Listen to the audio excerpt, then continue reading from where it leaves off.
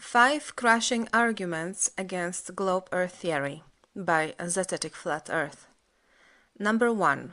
The Earth doesn't spin 1,000 miles per hour and doesn't travel around the Sun 67,000 miles per hour. We don't feel any movement whatsoever. And this is the argument number 1 against imaginary globe Earth theory. Why? Because, first of all, air doesn't stick to a moving object, like we are being told that the atmosphere layer magically sticks to the ground. The air goes around any moving object.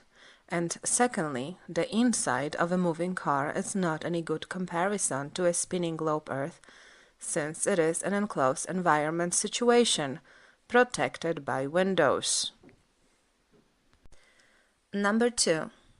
Time-lapse videos of the stars around Polaris wouldn't be circular in motion, but straight instead if the Earth was speeding around the Sun 67,000 miles per hour, since the linear speed of assumed globe Earth around the Sun is supposedly 67 times greater than spinning on its axis. Number 3.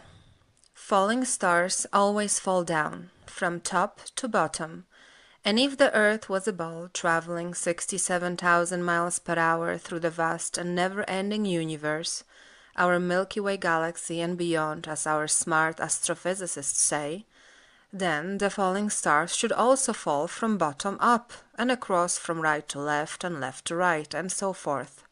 But this never happens in real life. Number 4.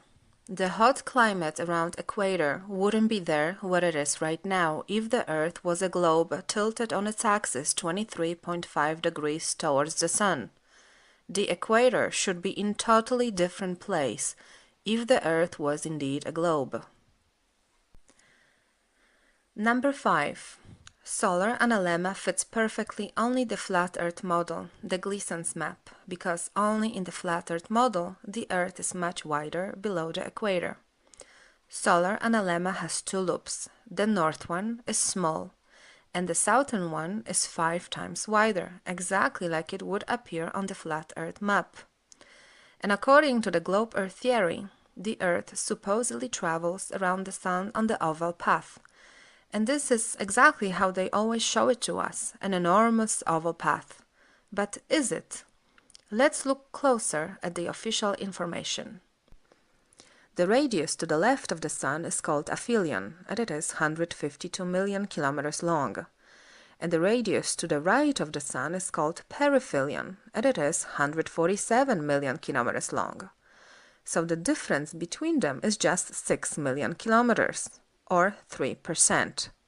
So this alleged oval path is not really oval, but it's a circle. It's a circle. So how could ever solar analemma have one loop 5 times wider than the other one if the path of the globe Earth around the Sun is in fact circular and not oval? Do you see my point here? So this solar analemma could never happen on the globe Earth model. Never ever. Whatever they tell us is a science fiction, and they use 3D computer animation to persuade us to it. So how can it be science? In conclusion, these basic 5 things totally knock out the impossibility of the globe Earth theory. You don't need anything else. No flat horizon, no flat water, no measure of a non-existent curvature, and no NASA government conspiracy to analyze and understand those simple and basic 5 things.